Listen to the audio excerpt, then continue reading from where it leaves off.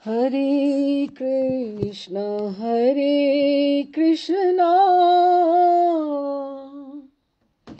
Krishna Krishna Hare Hare, Hare Ram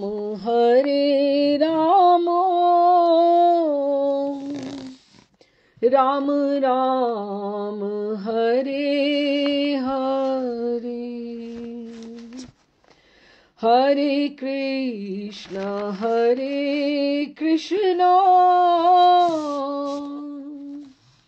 Krishna Krishna Hare Hare,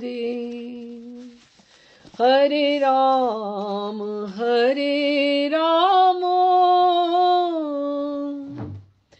Ram Ram Hare Hare, Hare Krishna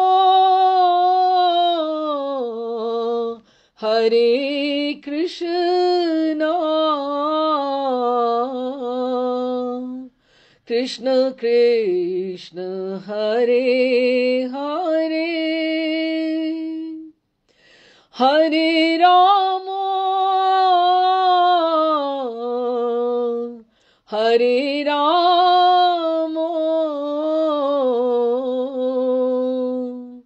Ram Ram Hare Hare, Hare Krishna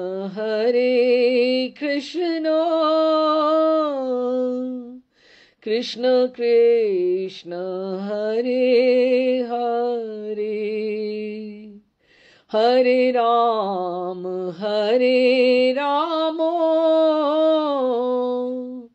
Ram Ram Hare Hare.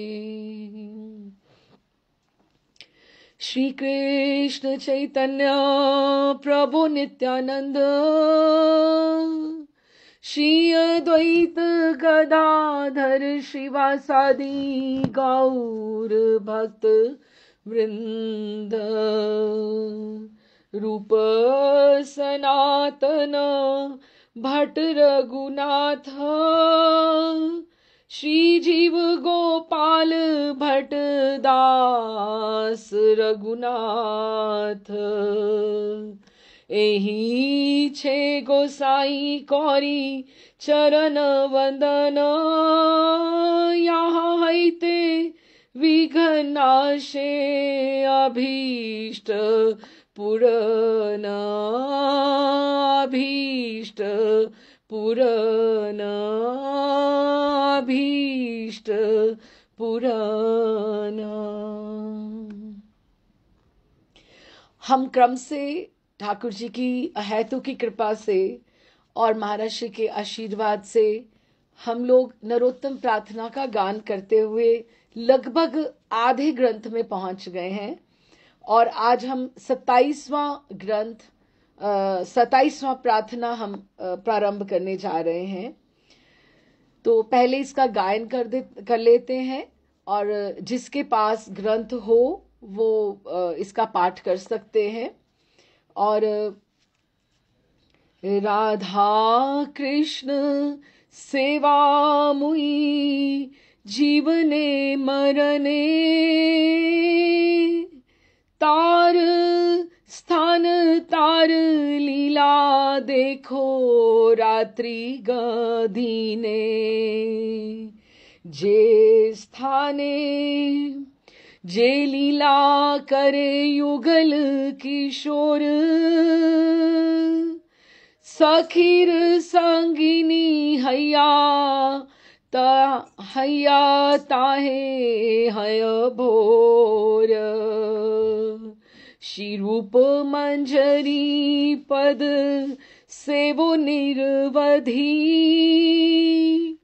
तार पाद पद्म मोर मंत्र महौषधि, श्रीरति मंजरी देवी मोरे कर दया, अनुक्षण देह तुया पाद पद्म छाया। श्री रस मंजरी देवी कर अवधान,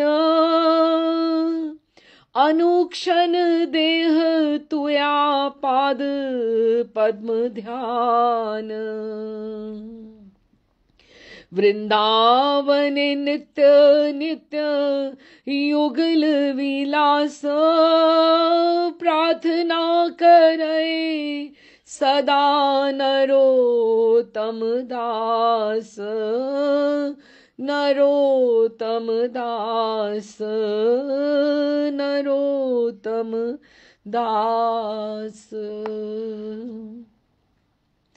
आज हम ये 27वां जो है पद का गान कर रहे हैं। बहुत सारे ग्रंथ ऐसे होते हैं जो तत्व के ऊपर लिखे जाते हैं, कुछ परिभाषाओं के ऊपर लिखे जाते हैं, लेकिन हमें क्या करना चाहिए क्या नहीं करना चाहिए, कोई रस विवेचन होता है, कई लीलाओं के ऊपर लिखे जाते हैं, बहुत अलग या एक ही लीला के बारे में लिखा जाता है। लेकिन कुछ कुछ ऐसा ग्रंथ होते हैं जिसमें से मुझे तो नहीं अभी तक कोई मिला, लेकिन नरोत्तम प्रार्थना अपने आप में एक अनूठा ग्रंथ है जो पूरा एक पैकेज है। एक साधक के लिए अगर एक भी प्रार्थना वो जीवन में अपने उतार ले तो उसका साधक का जीवन सफल हो जाए। और जिस तरह से ये हमारा अंगुली पकड़कर प्रारंभ से ही हमें लेकर चल रहे हैं कि हमें एक साधक का कैसा होना चाहिए, किसको प्रणाम करते चलना चाहिए, कैसे कैसे धीरे धीरे धीरे धीरे लेते लेते फिर उन्होंने 5 पद, पहले सबको प्रणाम, 5 तत्व को सबको, फिर अभी ये 5 पद जो उन्होंने किए वो वृंदावन धाम के ऊपर, वृंदावन में वास की क्या विधि है, आपका आहार विहार, आपका आचरण, आपकी निष्ठा, यमुना जी, रज, सारा वृंदावन का एक उन्होंने हमें एक पूरा का पूरा एक विजन दिया कि वृंदावन में वास करने की क्या रीति नीति है। 5 पद ये थे। तो अभी हम लगभग आधा ग्रंथ का हम पाठ कर चुके हैं। टोटल मुझे लगता है शायद, if I am not wrong, 52 हैं ना, 55 हैं, 55 है, 55 है, तो हम 27 में लगभग हम आधे में ही पहुंचे हैं। तो अभी वो जो मेन जो बात कहना चाहते हैं, तो उसके लिए ये 26 पद जो थी वो भूमिका थी। आज से आप सोचिए कि वो हम ऐसे गहन विषय में हम प्रवेश कर रहे हैं कि अब जैसे हम ये सोचें कि हम किसी से बात करना चाहते हैं तो धीरे धीरे मौसम की बात होगी, अच्छा क्या हाल चाल है, या कैसे धीरे धीरे आप परिचय कैसे करते करते धीरे धीरे हम फिर भीतर की बात जो रस की बात है, हाँ मैं ये कहना चाहता था इसीलिए मैंने बात शुरू करी। तो ये वो अब हम इसमें प्रवेश करने वाले हैं। और ये जो है पद है अपने आप में एक इंट्रोडक्शन है, बाकी जो आ रहा है सारा का सारा। और जो मंजरियों का भाव है, जो सखियों का भाव है, जो सखियों का भाव है, जो मंजरियों का भाव है, ये गौड़ीय सांप्रदाय के लिए एक महावरदान है, महावरदान है। किसी भी सांप्रदाय में ये बात नहीं कही गई कि आपको इस तरह से आपको मंजरियों की सेवा या इस तरह से करना चाहिए या कैसा करना चाहिए। ये गौड़ीय सांप्रदाय की ये महान एक वरदान है। और अनर्पित चरी जो बहुत काल से किसी ने हमें बताया नहीं है। और सबसे बड़े जो रूप गोस्वामी पाद है, हमारे षट गोस्वामी में से रूप मंजरी है सबसे बड़ी, उनके आश्रय में हम बात करते हैं तो उन्होंने ही हमें ये बताया, उन्होंने ही ग्रंथ लिखे, उन्होंने ही हमें बताया कि गौड़ीय साधक को अपने आप को 2 भागों में बांटना पड़ेगा। अब ये दो भाग कौन से हैं? वो है बाह्य अंतर इहार द्वैतो साधन। हम ये समझे, दो तरह के साधन करने पड़ेंगे, अपने आप को बांटना पड़ेगा। हाँ, बाह्य अंतर इहार द्वैते साधन निज सिद्ध देह करिया भावन।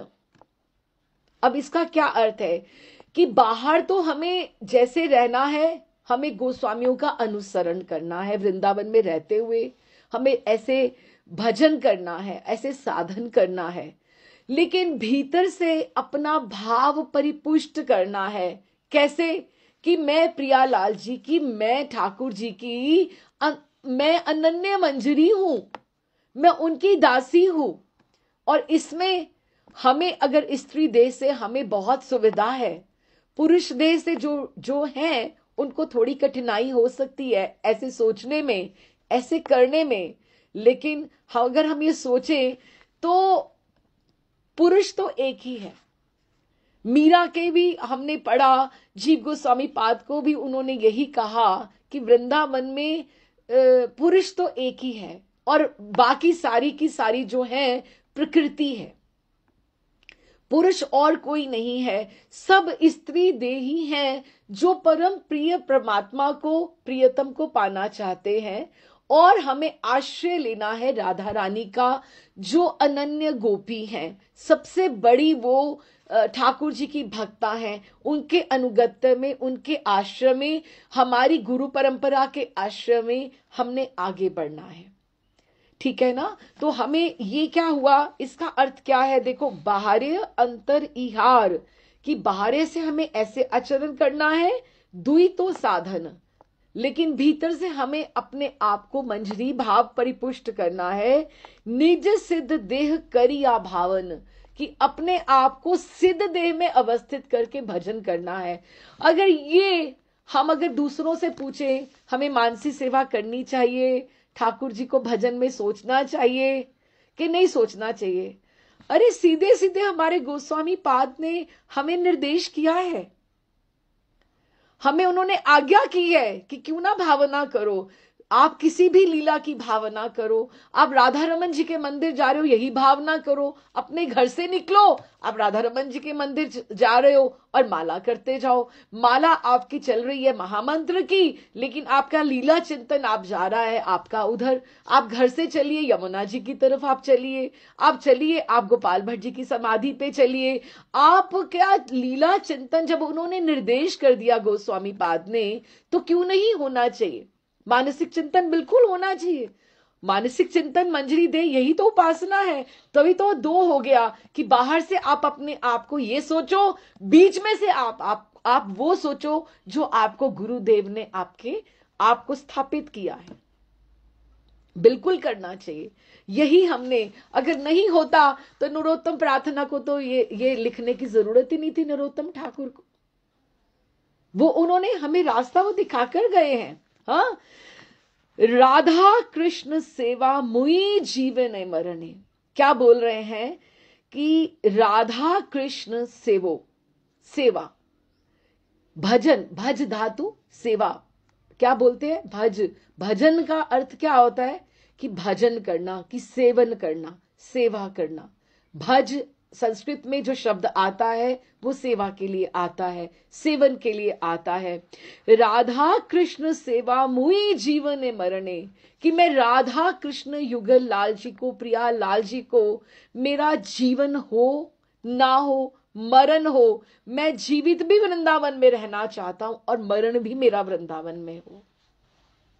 जीवने मरने, मैं जीऊं या मरूं, अनुकूल स्थिति हो प्रतिकूल हो, मुझे हर स्थिति में राधा कृष्ण के अतिरिक्त और कोई नहीं चाहिए।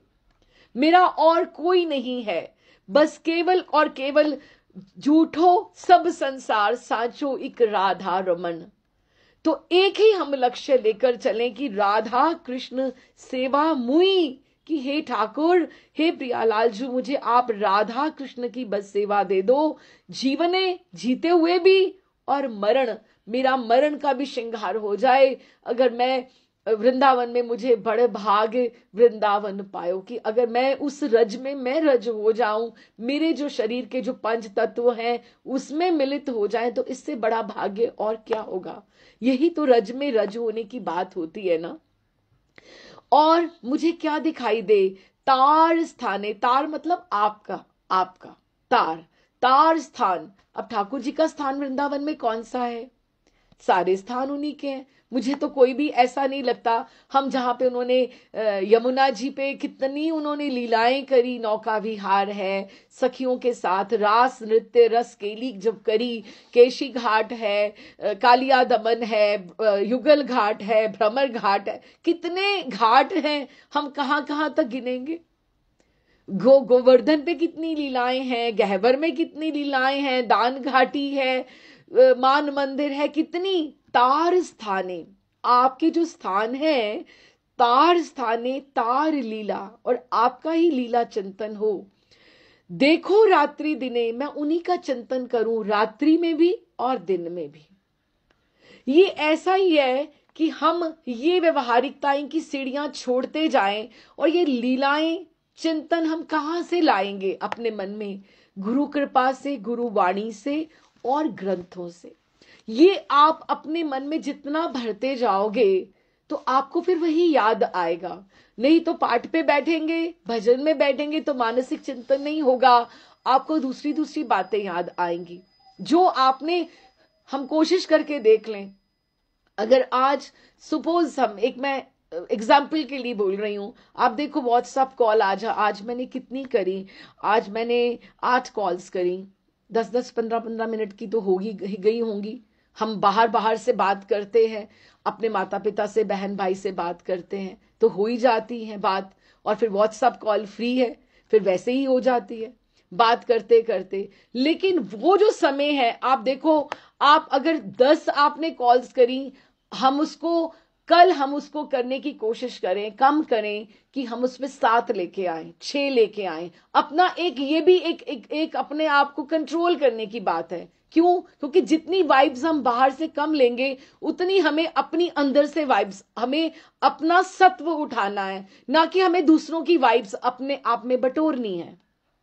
तो हम अपने आप को चैलेंज दें, सेल्फ डिसिप्लिन यही होगा, क्योंकि हमें अपना स्वरूप पहचाना है, मंजरी स्वरूप पहचाना है अपना। भागवत गीता शुरू ही यहां से होती है कि आप कौन हो, आपके जीवन का लक्ष्य क्या है। और यही, अगर हम तत्व की बात करें तो भगवत गीता है, अगर रस की बात करें तो नरोत्तम ठाकुर बता रहे हैं कि आप प्रिया लाल जी के, तभी तो कहते हैं दासानुदास, दासा अनुदास। हमें जब इस्कॉन में भी महर्षि नंबर देते हैं, नाम देते हैं दीक्षा के बाद, तो नाम बताते हैं ना, तो दास पीछे लगाते हैं। हमारे महर्षि भी जब बोलते हैं तो नीचे पीछे दास लगाते हैं, कि हम ठाकुर जी की दासी हैं।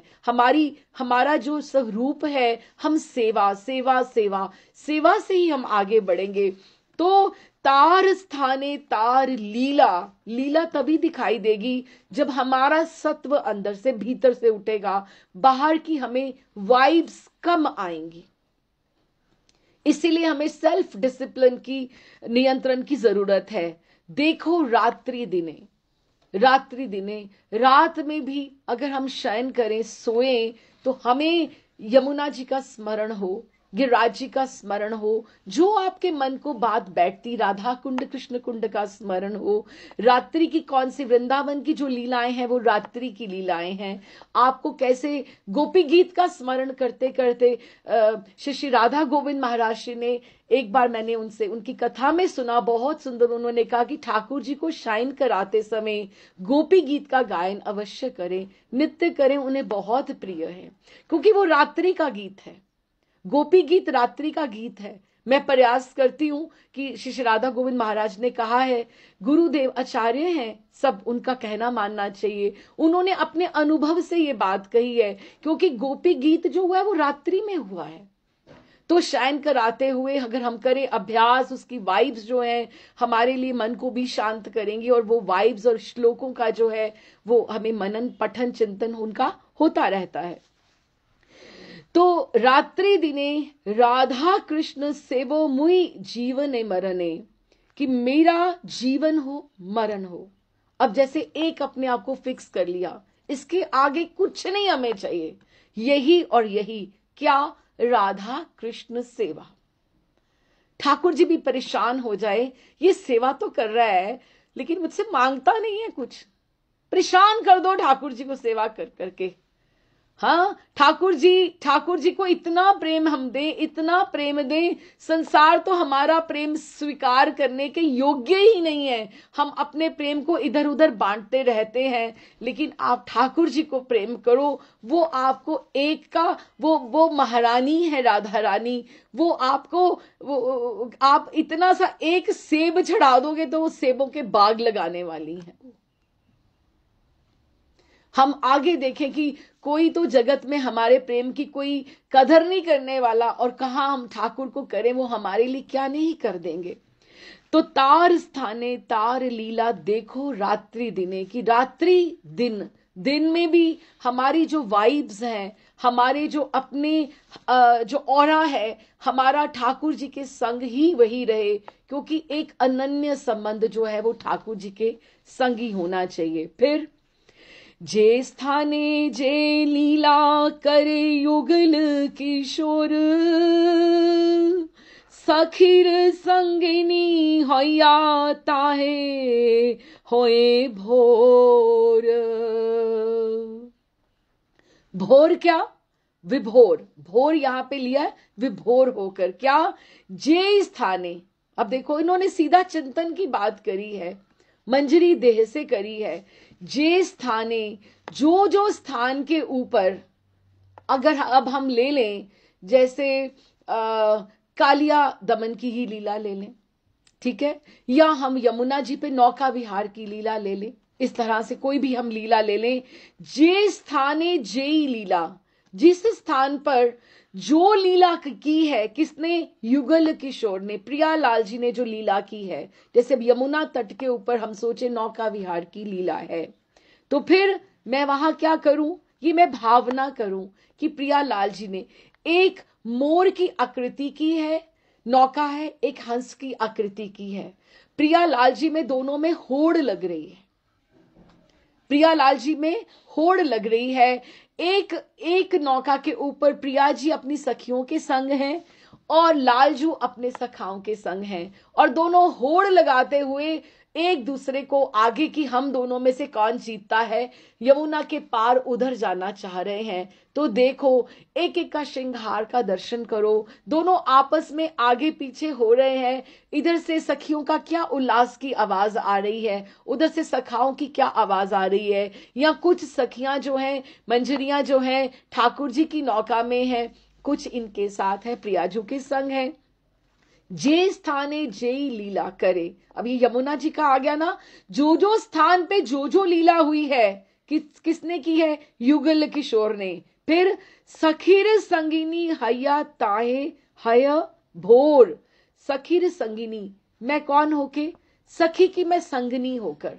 अब ये कौन संगिनी कौन है? मैं संगिनी हूं, लेकिन मेरी सखी कौन है? मैं किसी के सखी के अनुगत्य में वहां खड़ी होकर, मैं बैठकर मैं उसकी भावना करूं, मैं उसके बारे में सोचूं, है ना। तो ये क्या हुआ? सखीर संगिनी। ये हमारी रूप मंजरी जो है, उनके वो किसके अनुगत्य में है? क्योंकि हमारी जो परंपरा है, ये वाया मीडिया हमारी चलती है, डायरेक्ट हमारी अप्रोच ठाकुर जी तक नहीं है। आपको किसी बड़े को मिलना हो तो आपको एक प्रोसेस से जाना पड़ता है ना, तो हम सीधे नहीं जा सकते हैं। तो इस तरह से ललिता जो सबसे बड़ी सखी है, उसके बाद वो जो अष्ट सखियां आ गई, उसके बाद जो सबसे बड़ी मंजरी है वो रूप मंजरी है, उसके बाद रूप मंजरी के अनुगत्य में हमारी गुण मंजरी गोपाल भट्ट जी आएंगे, उनके अनुगत्य में हमारी गुरु रूपा सखी आएंगी, और कैसे आएगी परंपरा, और उनके साथ मैं खड़ी, मैं संगिनी हूं। ये सीधा सीधा मानसी सेवा का ही तो निर्देश दे रहे हैं। लेकिन अब हमारे भी ऊपर है कि हम कितना करने का प्रयास करते हैं। पहले तो हम दीक्षा लें, पहले तो हम दीक्षा लें, हम बात करें कि हमने दीक्षा ली, मंत्र जप होना प्रारंभ हो गया, साधना बढ़ी, फिर हमारी आसक्तियां, व्यवहार कम होना शुरू हो गया, कि हमें कितना अपनापन ठाकुर जी के साथ आना प्रारंभ हुआ। धीरे धीरे धीरे धीरे हमारा साधन बढ़ा, हमारे में ठाकुर जी के विरह की हमारे में बढ़ती गई, भजन इतना बढ़ गया, इतनी अंदर से हो गया कि ठाकुर जी को भी, प्रिया जी को भी हमें वो वाला मानसिक रूप से। अब देखो वही बात है, सोने की दुकान पे, जौहरी की दुकान पे बहुत लोग नहीं होते हैं। जो सब्जी जहां मार्केट होती है ना, सब्जी की मार्केट, आपको हजारों लोग वहां पे 100 लोग मिल जाएंगे, लेकिन ये ऐसा विषय है, कोई भाग्यवान ही है, और ये अनर्पित चरी है, अनअर्पित चरी, ये जो बहुत काल से किसी ने दी नहीं थी, और ये छुपा हुआ रहस्य है, अंतरंगता है, ये हर एक को कैसे प्राप्त हो जाएगा? कोई भाग्यवान है जो इसको बटोर पाएगा। हीरे सबको दिखाई देंगे, हीरों का मोल सब कोई ले पाएगा क्या? कोई नहीं ले पाएगा। वही जिसके ऊपर गुरु की कृपा है, वही उसको लेकर आएगा। फिर सखीर संगिनी, मैं अपनी गुरु रूपा सखी के संग, उनके संग में गोपाल भट्ट जी आचार्य गुण मंजरी के संग, वहां पे संगिनी होया ताहे होया भोर, मैं विभोर होकर वहां खड़ी रहकर उनके साथ मैं दर्शन करूं अनुगत्य में। क्योंकि जो विजन है हमारे गुरुदेव हमें देंगे। हमारे पास आंख नहीं है, हमारे पास हृदय नहीं है, उस हृदय को पहले हमें निर्मल करना पड़ेगा, आंख को निर्मल करना पड़ेगा। फिर उसमें पहले वही बात होती है ना, पहले हम बर्तन मांजेंगे तो खीर भरेंगे ना, हम उसमें, हम गंदे बर्तन में खीर कैसे, दूध को कैसे आप करोगे? दूध, ये सब दूध है, ये सब दुग्ध है, हम इसका रस जो है हम ऐसे बर्तन में नहीं भर सकते, ऐसे हृदय में नहीं भर सकते जिसमें पहले ही कलमश भरा हुआ है। उसमें कहां से लीलाएं फूटेंगी, उसमें कहां से सफुरना होगी, अगर हमारा मन अभी इधर उधर घूम ही रहा है, इधर उधर ही चल रहा है। तो हमें पहले अपने मन को खाली करना पड़ेगा। फिर उसमें हमने भरना क्या है? ग्रंथों के आश्रय में, आचार्यों के आश्रय में हम चलें, जहां से हमें अच्छी बात मिलती है हम उसके अनुगत्य में चलें। और फिर एक और बड़ी अच्छी बात, हम इसको पहले समझते हुए चलें, क्योंकि ये बहुत गहन विषय है जिसमें हम प्रवेश कर रहे हैं। देखिए, चैतन्य चरितामृत में हम पढ़ते हैं, या चैतन्य महाप्रभु जो हमारे गौड़ी संप्रदाय के सबसे बड़े महाप्रभु हैं, गौड़ महाप्रभु हैं, वो राधा कृष्ण का मिलित अवतार है। ठीक है, राधा भावकांति, राधा हृदय और राधा की श्री अंग कांति लेकर ठाकुर ही प्रकट हुए हैं, वो मिलित हैं। ठीक है, तो उनकी सेवा के लिए, उनके साथ उनकी लीला प्रयोजन को सिद्ध करने के लिए जो हमारा सारा परिकर है, वो भी पुरुष देह में उनके साथ प्रकट हुआ है। क्योंकि जो स्वरूप दामोदर उनके संग रहे, स्वरूप दामोदर वो ललिता सखी हैं। जो राय रामानंद जो रहे, वो अभी दो ही भाव आ गए ना, वही बात आ गई ना, बाहरे अंतर, ये सब के दो दो भाग हैं। वो अंतर से राय रामानंद, बाहर से राय रामानंद है, लेकिन वो भीतर से जब सेवा में रहते हैं वो विशाखा सखी हैं। रूप गोस्वामी पाद जो बाहर से है, वो बाहर से कौन है? रूप गोस्वामी पाद है, लेकिन वो रूप मंजरी है। सनातन गोस्वामी पाद बाहर से सनातन गोस्वामी पाद है, लेकिन वो लवंगा मंजरी है। लोकनाथ गोस्वामी पुरुष देह में है, वो मंजुलाली मंजरी है। उनके साथ भूगर्भ है, वो प्रेम मंजरी है। जीव गोस्वामी पाद वो विलास मंजरी है। रघुनाथ दास गोस्वामी पाद जो है वो रति मंजरी, उनका नाम तुलसी मंजरी है। गोपाल भट्ट जी जो है वो गुण मंजरी है। और उसके बाद अगर हम कृष्णदास कविराज की बात करें तो वो कस्तूरी मंजरी है। उसके बाद रघुनाथ भट्ट वो रस मंजरी है। इस तरह से हमारी ये अष्ट सखियां, अष्ट मंजरियां, इस तरह से सबके नाम हैं, सबके मंत्र हैं, सबकी आयु, सबकी ससुराल है, पति का नाम है, क्योंकि परकिया भाव सिद्ध हो रहा है ना। लेकिन वो जो अनंत लीला है उसमें दूसरा परकिया पर तो है ही नहीं। पर है ही नहीं, पर जगत को दिखाने के लिए कि पर किया भाव है, लेकिन उनसे अपना तो कोई है ही नहीं, दूसरा है ही नहीं। दूसरा होगा तो पर होगा ना। यहां तो राधा कृष्ण भी एक ही है। महर्षि, बड़े महर्षि कहते रहे, चना जैसे रहता है, चने का आधा भाग, जैसे आप सोचो कि ये प्रिया जी हैं और ये ठाकुर जी हैं, ये कब प्रिया ठाकुर हो जाती है, ठाकुर कब प्रिया हो जाते हैं, हमें पता ही नहीं है। तो आप उसको दूसरा कैसे मानोगे? वो एक ही है। अब राधा रमन जी भी तो एक ही है ना। आप उनमें से, आप जो राधा रानी है वो ठाकुर जी के, उनकी गादी अलग अवश्य है, वो उनकी तरफ निहार रही हैं, लेकिन राधा रमन जी तो एक ही है, क्योंकि गौर महाप्रभु मिलित स्वरूप है वो, उस तरह से। लेकिन ये जो साधना हुई, ये दो भाग में, ये बाहरे और है और अंतर में और है। जब उन्होंने ग्रंथ लिखे, उन्होंने आपको वो पुरुष देह से उन्होंने सोचा ना। विलाप कुसुमांजलि निकाल के आप देख लीजिए, रघुनाथ दास गोस्वामी पाद रुदन कर रहे हैं राधा कुंड पे और सेवा की याचना कर रहे हैं। कौन बनकर? भीतर वो तुलसी मंजरी, रति मंजरी जगी हुई है। नहीं तो पुरुष देह से वो बात कर सकते हैं कि मैं आपको यहां स्पर्श करूं, मैं आपको कंगन पहनाऊं, मैं आपको बिछिए पहनाऊं, मैं आपको करघनी पहनाऊं। पुरुष देह से वो ऐसे कह सकते हैं क्या? ना। दोनों तरफ से साधना चल रही है। और जब हमारे गोस्वामियों ने हमें निर्देश किया है मंजरी उपासना का, अगर रागा अनुगा यही तो है, बहुत कठिन है, लेकिन हम समझे तो सही। जिस देश जाना है उसका रास्ता तो एक बार देखना ही पड़ेगा ना। रूट तो हमें समझना ही पड़ेगा कि पहले कहां से फ्लाइट लेनी है, कहां से टिकट बुक करानी है। अभी हमें कहीं से तो हमें शुरुआत करनी ही पड़ेगी ना।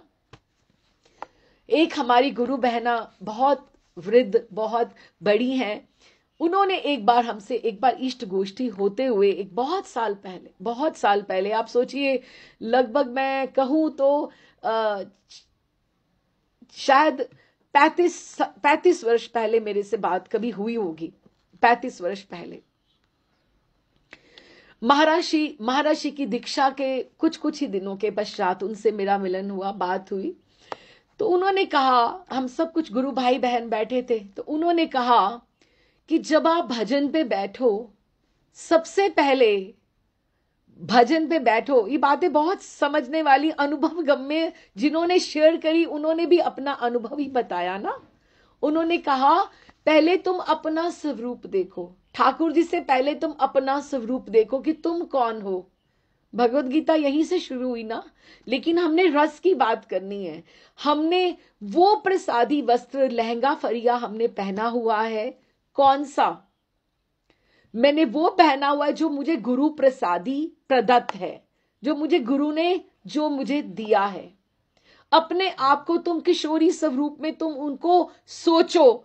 तुम 6-7 वर्ष की, 8 वर्ष की तुम किशोरी हो, तुम छोटी हो, तुमने वो पहना हुआ है, तुमने तिलक धारण किया हुआ है। और हम वैराग्य की, बाहर से तुम वैराग्य दिखाओ, भीतर से तुम इतना श्रृंगार करो, तुम सेवा में ऐसे कैसे चली जाओगी?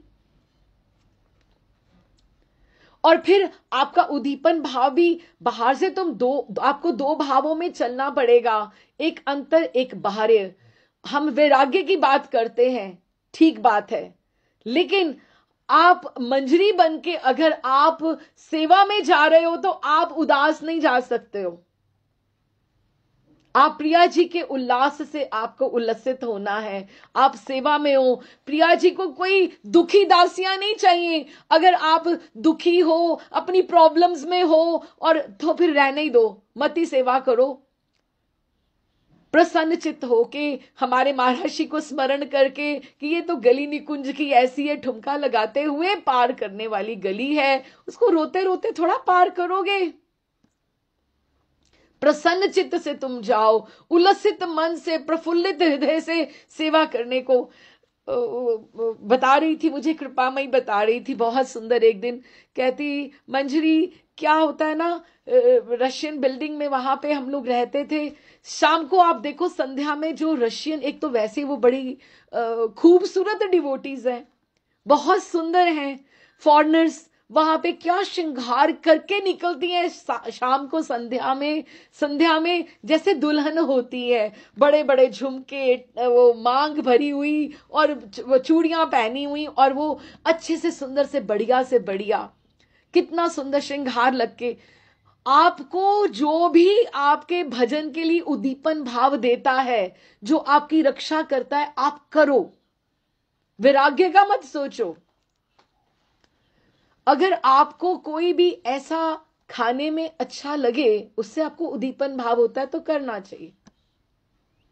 क्यों? मेरे ठाकुर को ये अच्छा लगता है, मुझे ये खा के मुझे वृंदावन का स्मरण आता है, मेरे को लगता है मैंने ठाकुर जी को वृंदावन का भोग लगाया है, तो करो, क्यों ना करो। उद्दीपन भाव जहां से आपको हो, आपके मन का हृदय आप जो उसमें प्रफुल्लित हो, आपके ठाकुर भी प्रफुल्लित होंगे और आपका सेवा भाव भी पुष्ट होगा। तो क्या सुंदर तैयार होके वो जाती हैं। हमारे इधर राधा रमन जी पे इस्कॉन का कोई एक दंपति आते हैं, बहुत सुंदर। तो मैं उनको बोली, मैंने कहा मुझे बहुत अच्छा लगता है, मैं जब आपको देखती हूँ कभी कभी मैं तो ऐसे उठ के आ जाती हूँ, मेरा मन होता है, लेकिन आप कितना श्रृंगारित। कहते मैं जब भी सोचती हूँ ना मुझे राधा रमन जी दर्शन करने जाना है, तो मैं अपनी कबर्ड खोल के देखती हूँ कि मुझे राधा रमन जी दर्शन करने जाना है, तो क्या मैं ऐसे ही चली जाऊं? तो मैं सोचती कि मैं राधा रमन जी दर्शन करने नहीं आई क्या? मैं तो अच्छे से नहीं आई। जहां तुम्हें उद्दीपन भाव हो, अगर उसमें उसको अगर श्रृंगार करके आना है, तो वैराग्य को भूल जाओ। जहां जाते हो अच्छे से बन के जाते हो ना, बन ठन के। आप सोचो, आप निधिवन जा रहे हो, आप एक सखी की तरह जा रहे हो दर्शन करने के लिए, आप एक मंजरी की तरह, सखी सहचरी की तरह जा रहे हो। आपको वो भाव, जब प्रेमानंद महाराज जी सिर पे ओढ़नी लेते हैं, क्या अपने आप को अनुभव करते हैं? सखी है ना, वो सखी है ना, ओढ़नी जब धारण करते हैं तो कितना सुंदर। हमें वो कहते हैं, लोग कहते हैं आप होलियों में नृत्य करते हो तो आप ओढ़नियां क्यों लेते हैं? हम अपने सखी भाव को, मंजरी भाव को पुष्ट करते हैं। और स्त्री देह में तो हमें बड़ी सुविधा है इस बात में। पुरुषों को थोड़ा शायद प्रयत्न करना पड़ेगा इसके लिए। हम वैसे ही एक जन्म आगे हैं, हम एक जन्म आगे हैं। गोपेश्वर महादेव को तो अन्नपूर्णा से भिक्षा लेनी पड़ी, क्योंकि उनको तो श्रृंगार लेना पड़ा, उनको समझना पड़ा कि मैं कैसे कैसे क्या करूं। लेकिन गोपियों के पास तो ये स्वाभाविक है, स्त्रियों के पास तो ये स्वाभाविक है। तो अच्छा, फिर वो क्या कह रही थी, मैं बात कर रही थी उनकी, वो अनुभव से बता रही थी कि पहले तुम गुरु प्रदत्त अपना प्रसादी कोई मन से कुछ तुम पहनो, कि तुमने वो पहना अपने आप को किशोरी के रूप में, फिर तुम सेवा के लिए आगे प्रस्तुत हो। लेकिन अकेली नहीं, हाथ पकड़कर किसका? अपने गुरुदेव का। करते जाओ। जब पाषाण के ऊपर, शिला के ऊपर निशान तो पड़ता रस्सी का कभी तो पड़ेगा ही ना। हम प्रयास तो करें, हम चले तो सही उस रास्ते पे। रास्ता बहुत सहज भी है और कठिन भी है, लेकिन हमें अपने गुरुदेव हमारे सक्षम हैं, वो समर्थ हैं, उनकी अप्रोच पे भरोसा है। बड़े महाराज कहते थे बहुत सुंदर कि हमारे जो गुरु होता है ना, वो प्रीचर नहीं होता, वो अप्रोचर होता है। वो आपको अप्रोच कराने वाला है। वो पुरोहित की तरह आपके और गोविंद के भीतर खड़ा है कि आपको रास्ता नहीं पता, आओ मैंने रास्ता देखा है, मैं तुम्हें लेके जाऊंगा। मैं तुम्हारी अप्रोच को, तुम्हारे आंसुओं को, तुम्हारे भजन को, तुम्हारी माला को मैं वहां तक लेके जाऊंगा। तुम कहां पहुंचोगे? तुम्हारी कुछ समर्थ नहीं है। और अपनी समर्थ का, अपनी योग्यता का तुम कभी भरोसा भी मत करना, गर्व भी मत करना। अगर ये सोचोगे मैंने इतनी माला करी, मैं कुछ कर लूंगा, बिल्कुल नहीं होने वाला। होने वाला है तो केवल और केवल गुरु कृपा केवलम। जितनी बड़ी परंपरा से, इसीलिए परंपरा से जुड़ने का निर्देश है कि हम परंपरा देखें, हम कौन सी परंपरा से जुड़े हुए हैं, कि हम आ रहे हैं, हमारे आगे के आचार्यों ने उनको पाया है, हमें भी वो लेकर जाएंगे। वो पहुंचे हुए हैं, वो हमारे लिए, उन्होंने ये करम बंधन, ये वो धरती पर अगर आए हैं तो उन्होंने हमारे लिए स्वीकार किया है। वो अपने किसी करम बंधन के लिए नहीं आए हैं। तो महाराष्ट्री जो होते हैं, आचार्य जो होते हैं, वो अप्रोचर होते हैं, वो अप्रोच कराने वाले हैं। तो आप फिर गुरु संगिनी के साथ, गुरु के साथ, गुरु सखी, गुरु रूपा, और फिर हमें तो पता ही नहीं हमारे महाराष्ट्री सखी के रूप में कैसे दिखते हैं। हमने बड़ी सखियां देखी हैं, लेकिन कभी सखी को कैसे, कभी छोटा मत समझ लेना, कभी महाभारत में या ऐसे टीवी सीरियल्स में जो दिखाते हैं वैसा मत समझ लेना कि सखियां ऐसी दिखती हैं। सखियां बहुत सुंदर हैं, वो राधा रानी की काया व्यू हैं, वो बहुत सुंदर है। हम छोटा छोटा श्रृंगार करके प्रसन्न हो जाते हैं, उनके तो सब चिन्मय है, सब सब जो आभूषण है वो बात करते हैं, वो सब आगे से आगे बढ़कर वो चलते हैं। तो फिर हमारी गुरु रूपा सखी कैसी दिखती हैं, गुरु रूपा सखी। लेकिन ये भी आदेश दिया उन्होंने कि जब तक तुम्हें गुरु रूपा सखी के दर्शन ना हो, तुम अपने गुरु को उसी पुरुष देह में देखते जाओ, उनका आसरा लेकर उनके आश्रय में तुम आगे बढ़ते जाओ। और एक दिन ऐसा हो जाएगा जब तुम्हारा साधन आगे बढ़ जाएगा, तुम्हारा भजन, तुम्हारे में योग्यता आ जाएगी, तो एक क्षण नहीं लगाएंगे, गुरुदेव अपना सखी रूप तुम्हें दर्शन देंगे। तुम्हारे में पात्रता आनी चाहिए। अभी अभी तो हमें कहाँ पात्रता, हमारे में क्या पता कितने जन्म लग जाए, हम कहाँ बैठे हैं, कितनी छोटी छोटी आसक्तियां हैं हमारी, हम अपना कोई भरोसा नहीं कर सकते। लेकिन गुरु सखी हमें, गुरु मंजरी हमें आगे लेकर जाएंगी, वो अपना रूप दिखाएंगी और अपनी आंखों के साथ अपने वो पहले हमें पात्र देंगी, और वो पात्र में ही वो हमें दिखाएंगी कि देखो देखो ये रूप मंजरी कैसे दिखती हैं। और यहाँ पे और वहां पे आप मानना, वहां पे कोई अलग राधा वल्लभी नहीं है, वो निकुंज ऐसा है कि तुम इधर चले जाओ तो हितरिवंशी की कुंज है, इधर चले जाओ तो श्रीनाथ जी वालों की कुंज है, पुष्टि मार्गी हो, वहां पे कोई भेदभाव नहीं है। इधर हरिदास जी की कुंज है और सारे इधर गौड़ीय संप्रदाय के सब बैठे हैं। सब जब रघुनाथ भट्ट श्री गोविंद देव जी के मंदिर में कथा करा करते थे तो सारे इकट्ठे एक एक सारे आचार्य बैठा करते थे, तब कोई सांप्रदाय भेद नहीं था। कोई इस्कॉन के हैं और कोई कैसे हैं।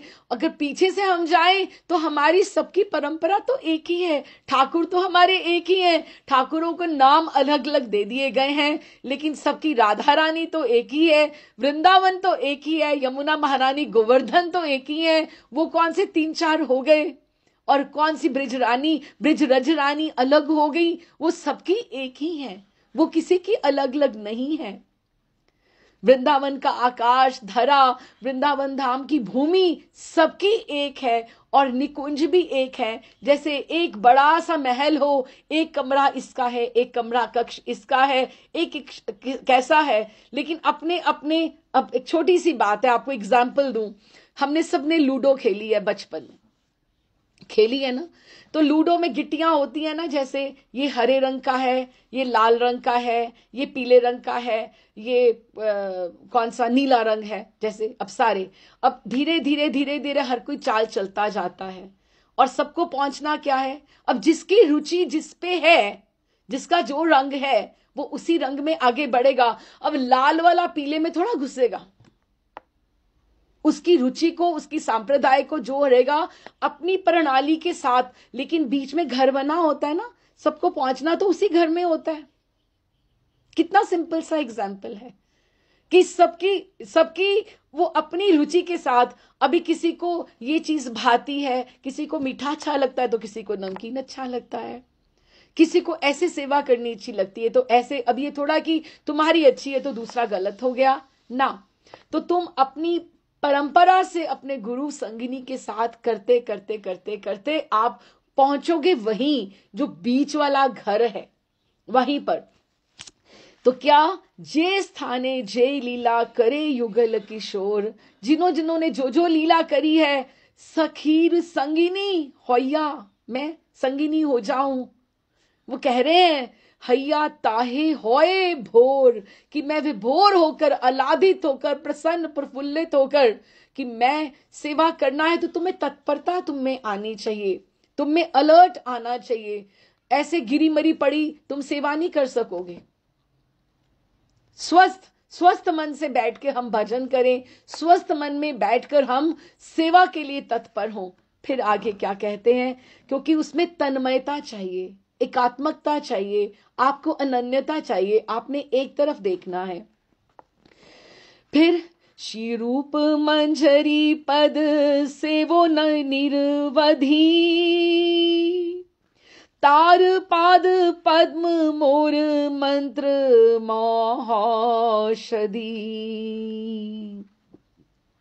और उन्होंने क्या बोला, सबसे पहले श्री रूप मंजरी, क्योंकि हमारी जो गुरु मंजरी है वो, मैं अपना एग्जाम्पल देती हूँ, हमारी जो गुरु मंजरी है अपने गुरु के चरणों में आश्रित है, और मेन जो विशेषता है वो गोपाल भट्ट जी गुण मंजरी के में आश्रित है।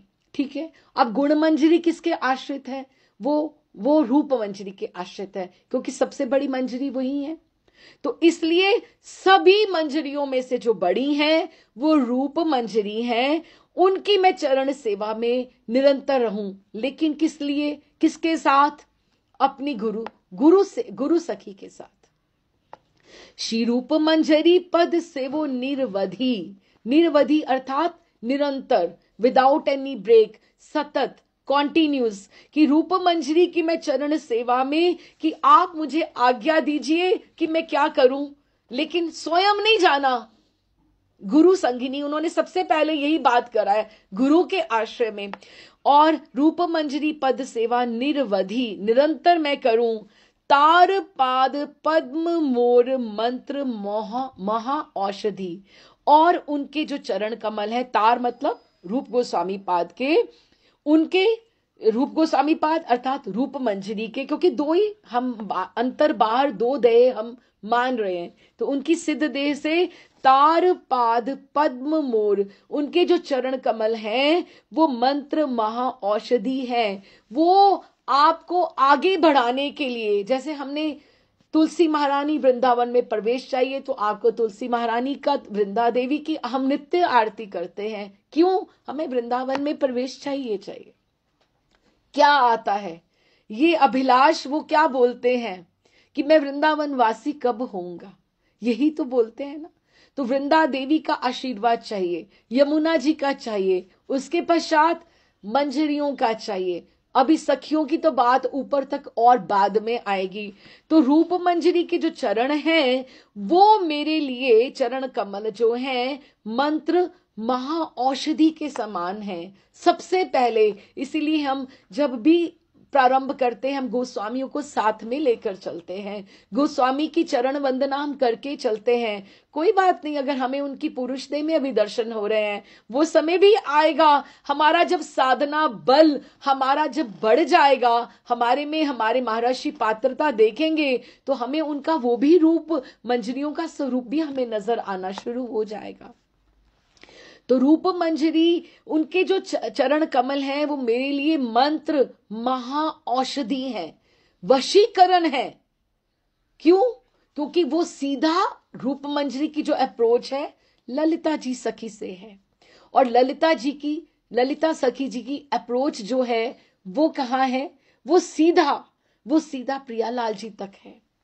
तो हम चाहे वाया मीडिया जाएं, लेकिन हमें एक रूट तो हमें तय करना पड़ेगा ना। हम जैसे कहीं जाना ही होता है, कोई काम कराना हो तो हम बोल देते हैं ना, अरे हमारा वहां पे वो लगा हुआ है, आप उससे मिल लेना, उससे बात कर लेना। लेकिन हमें नाम तो पता होना ही चाहिए ना। लेकिन हम वहां पे अपने, जब हमें कोई देखे तो हम सबको बोलते हैं ना, हम राधा रमणी है। अच्छा, आप कौन सी गोस्वामी जी से दीक्षित हो, फिर हम अपना नाम लेते हैं, गुरु जी का नाम लेते हैं, गुरुदेव का। अच्छा, आप गोपाल भट्ट जी की परंपरा से हो, तो हमें आप राधा रमणीय हो, हमें ऐसे बोलते हैं। तो फिर रूप मंजरी की जो चरण कमल है वो महा औषधि है, अर्थात उनमें इतना वशीकरण मंत्र है, ऐसा है कि वो प्रिया लाल जी को लाकर आपके हृदय में स्थापित कर सकते हैं।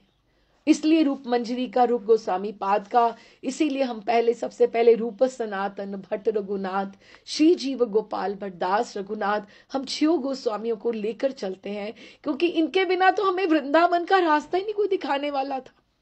ग्रंथ ही नहीं थे, तो हमने कहां से, वृंदावन को प्रकाश करने वाले ही यही हैं, रस ग्रंथों का प्रकाश करने वाले ही यही हैं।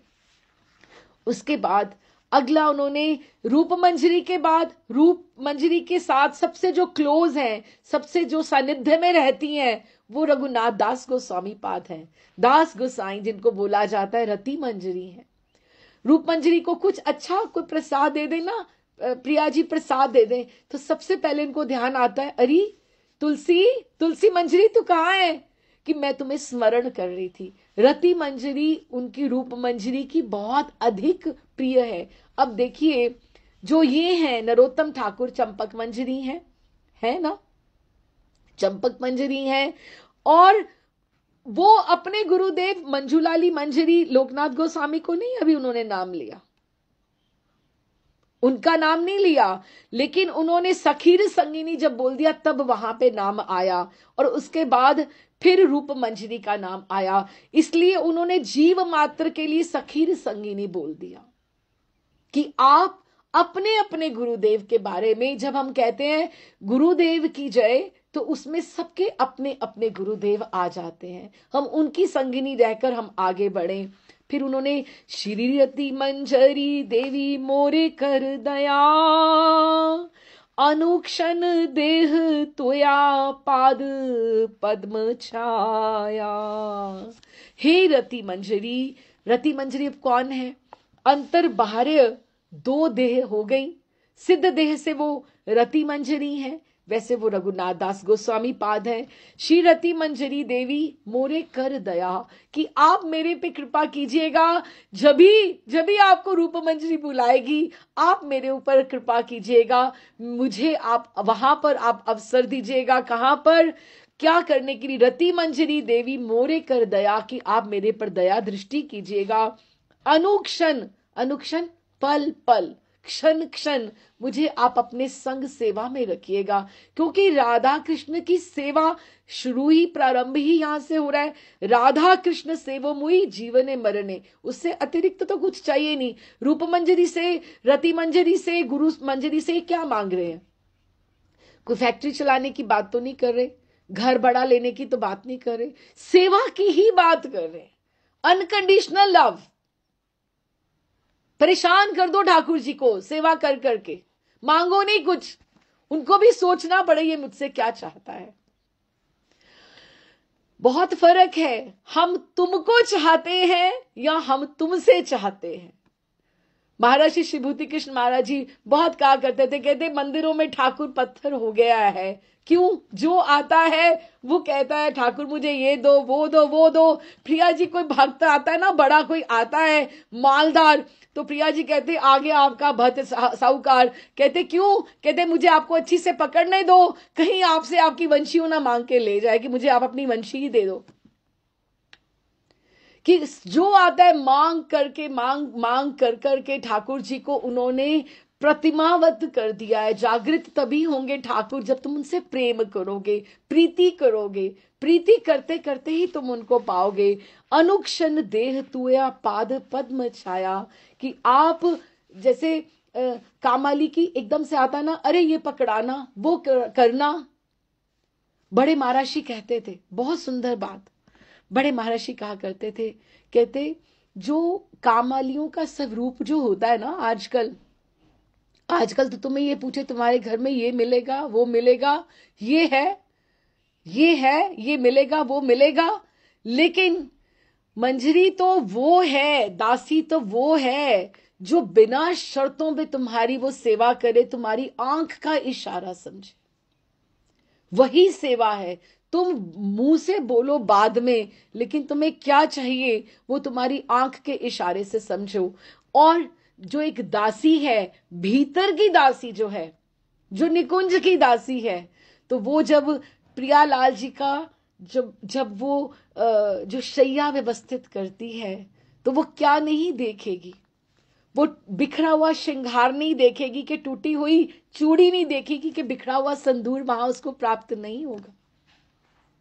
बड़े महर्षि ने कहा, बड़े महर्षि ऐसे बोले कि जो एक भीतर की अंतरंग दासी है, वो प्रियालाल जी के विहार की साक्षी होती है, वो सब देखती है वहां पर। हाँ, और रति मंजरी देवी तुया पाद पद्म छाया, कि आप मुझे अपने चरण कमलों में रखो, कि आपको जो चाहिए आप मुझे बताइए, मैं आपके चरण कमलों में, कोई डिमांड्स तो है ही नहीं, सेवा ही चाहिए। आप अपने आप मुझे अपने उनका भी यही बोला, रूप मंजरी को तार पाद पद्म बोला, और इनका भी यही बोला, अनुक्षण देह तुया पाद पद्म छाया, कि मुझे अपने चरणों में आप रखिए। तो फिर दास्य भाव, सेवा भाव, सेवा, तन्मयता, एकात्मकता, आंख का इशारा, कितनी छोटी छोटी हल्की हल्की बातें हैं, लेकिन कितनी बड़ी बातें हैं। सहज होना, अपना अभिमान त्यागना, अपना सब कुछ त्याग कर ही आप सेवा कर सकते हो। ऐसे कैसे सेवा हो सकती है? और आगे क्या बोलते हैं, श्री रस मंजरी देवी कर अवधान, अनुक्षण देह तुया पाद पद्म ध्यान। इनका भी पाद पद्म ध्यान, उनका भी चरण कमल, किनका? रस मंजरी। कौन है? बाहरे अंतर, जो रघुनाथ भट्ट बाहर से रघुनाथ भट्ट है, वो भीतर से रस मंजरी है। उनको कह रहे हैं श्री रस मंजरी देवी कर अवधान। अवधान मतलब ध्यान कीजिए, मेरी सुध लीजिए, आप मुझे सेवा के लिए बुलाइए। हम जैसे किसी के यहाँ संकीर्तन होता है ना, तो हम कहते हैं आप हमें सेवा बताइएगा, हमें कुछ करने को बताइएगा। इस तरह से निकुंज में ये जो सेवा सब गोस्वामीगण करते हैं, किसमें? गोस्वामी रूप में नहीं, गोस्वामी रूप में नहीं, अपनी सिद्ध देह से हम उनको बोलते हैं कि आप मेरा ध्यान रखिएगा, कोई सेवा हो तो आप बताइएगा। उनको ये सेवा के लिए ही बोल रहे हैं, सेवा के लिए ही याचना कर रहे हैं, और इसी में उनको रस मंजरी का स्मरण आ रहा है। उन्होंने सब गोस्वामियों का, सबका नाम नहीं लिया, लेकिन अपना गुरु का और तीन गोस्वामी का नाम लिया। धीरे धीरे सबका आएगा इसमें। और क्या बोला, वृंदावने नित्य नित्य युगल विलास, प्रार्थना करे सदा नरोत्तम दास।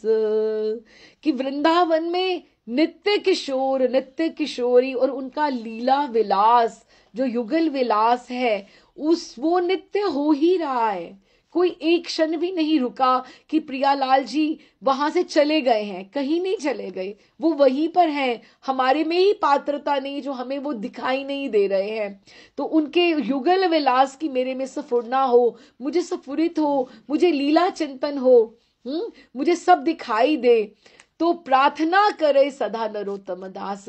नरोत्तम दास आपसे यही प्रार्थना कर रहा है कि मुझे सब दिखाई दे, मुझे इसकी हो।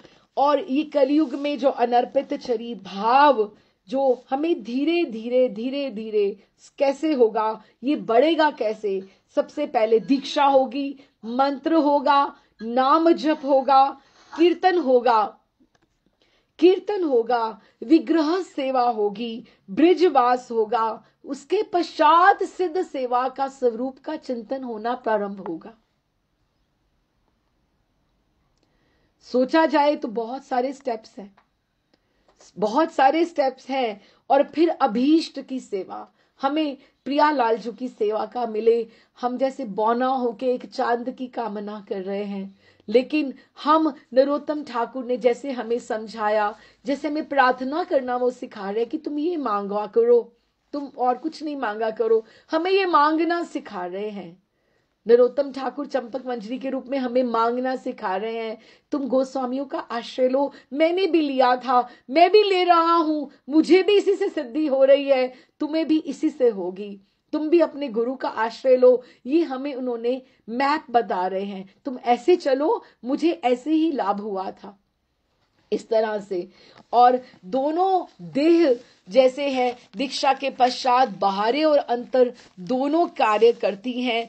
और जब हमारी साधना हमारी बढ़ जाती है, हमारा भजन बल बढ़ जाता है, हाँ, वैसे तो हम कहें कि ठाकुर की जो नगरी है बहुत दूर है, बहुत दूर है, लेकिन हमें गुरु अपनी कृपा के ऊपर, गुरु की सामर्थ्य, गुरु बल के ऊपर हमें विश्वास करके चलना पड़ेगा। जब साधक इतना योग्य हो जाता है तो अघटन घटन पटियसी शक्ति योग माया जो होती है, तो ठाकुर जी की जो लीला संपादित करती है, वो साधक को गुरुदेव जब उसको आज्ञा देते हैं और उसको सिद्ध स्वरूप से लीला राज्य में साक्षात सेवा देकर धन्य कर देती हैं। और वो योग माया, वो जो अघटन घटन पटियसी जो है, और इस तरह से जो वो भाव पोषित करते हैं। अब सोचो हम क्या सेवा कर सकते हैं, हम कहाँ की सेवा, रसोई में कर सकते हैं हम मृदंग की सेवा कर सकते हैं। कोई सेवा तो अपना बनाओ, कोई टैलेंट तो बनाओ, किसी चीज में तो आगे बढ़ो, किसी चीज में जिसमें आपको सेवा की पुकार मिले। नहीं तो किसी और को, वैकेंसीज तो बहुत सारी खाली हैं, लेकिन हम कहाँ फिट होते हैं, हम कौन सी सेवा करते करते ठाकुर जी हमारे पे रीझें और हमारे गुरु कहें कि नहीं, ये कार्य मेरा यही शिष्या कर सकती है। इसी को बैठे बैठे अगर तुम्हें दूर बैठे बैठे तुम्हारे गुरुदेव ने तुम्हें किसी काम के लिए याद कर लिया ना, तो तुम्हारा जीवन सफल हो गया। इसका मतलब तुम चुन लिए गए, तुम उनके स्मरण में जिस दिन आ गए, तुम उस दिन चुन लिए गए उनके द्वारा। तो तुम एक भाव पोषित करो, एक भाव से भजन करो, भावना करो, और बिल्कुल जहां जहां उद्दीपन भाव मिलता है, सुंदर बन के, अच्छा वस्त्र पहन के, अगर तुम्हें भाव आता है तो अच्छा वस्त्र पहनो।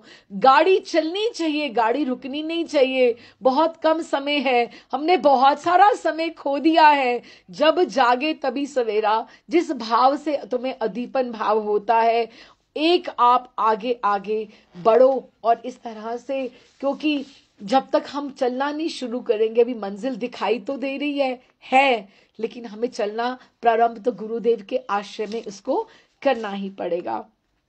तो इसी के साथ हमने 27वां पद, जो उसमें गुरु रूपा मंजरी, गुरु रूपा सखी के आश्रय में हमने आगे बढ़ना है, गोस्वामियों के आश्रय में हमने आगे बढ़ना है।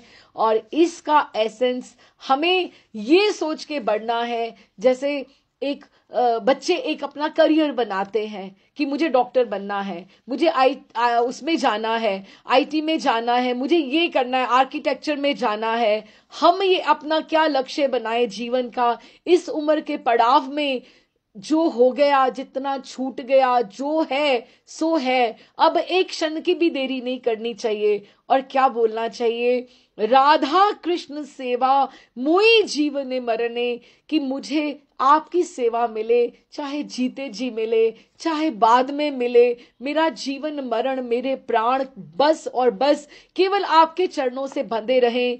तार स्थान, आपके जो स्थान है वृंदावन में, कौन से, लीला स्थलियां, तार लीला, और आप ही की लीला देखो रात्रि दिने। मुझे और कुछ स्मरण नहीं आए, मुझे कुछ नहीं और चाहिए, कुछ और दिखाई मत दे, केवल और केवल मुझे आप ही का स्मरण बना रहे, आपके चरण कमलों की सेवा बनी रहे, आपका ही स्मरण रहे। हम चंपक मंजरी नरोत्तम ठाकुर महाशय की जो सिद्ध देह है, उसके अनुगत्य में रहकर ये गोस्वामी गण से उनकी सिद्ध देहों को ये प्रार्थना करने हैं। तो 27वें पद का यहाँ विश्राम होता है। अभी जो ये उड़ान चलेगी, हमें ये कहां तक लेकर जाएगी, हमने कहां से प्रारंभ किया, ये वो उतनी सारी भूमिका ही थी, बैकग्राउंड ही थी। अभी आप देखिएगा एक एक पद, एक एक से बढ़िया का बढ़िया एक आगे आएगा, जो हमारे प्राणों को आगे और आगे कहाँ, वृंदावन धाम तक लेकर जाएगा। और हम नरोत्तम ठाकुर के आश्रय में हम आगे आगे इसका गान करेंगे। राधे श्याम जी।